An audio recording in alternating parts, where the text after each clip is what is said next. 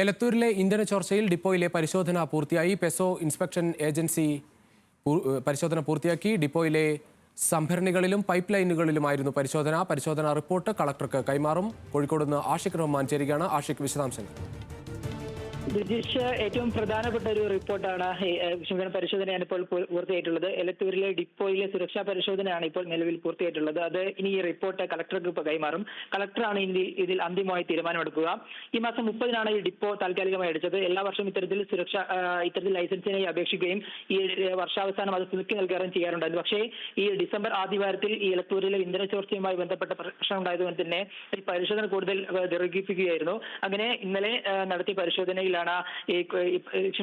ഇന്നലെ പരിശോധന നടത്തി പൂർത്തിയാക്കിയത്. ഈ പ്രധാനമായിട്ടും ഈ സംഭരണിയിലും പൈപ്പ് ലൈനിലുമാണ് പരിശോധന നടത്തിയത്.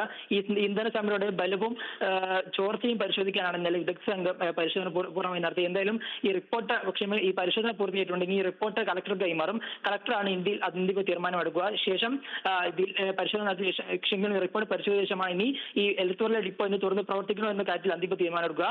നിലവിൽ ഈ താൽക്കാലികമായി ഇതിന്റെ പ്രവർത്തനം നിർത്തിവെച്ചിരിക്കുകയാണ്.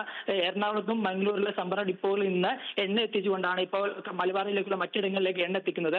താൽക്കാലികമായി ഇതിന്റെ പ്രവർത്തനം അവസാനിപ്പിച്ചതിൽ തന്നെ ഈ തുടർ പ്രവർത്തനങ്ങൾ ഇത് ഡിപ്പോയിൽ തുറന്ന് പ്രവർത്തിക്കുമോ എന്നത് കളക്ടർ റിപ്പോർട്ടിന്റെ അടിസ്ഥാനത്തിൽ കൂടിയായിരിക്കും. രജീഷ്. ശരി ആഷിഖ്.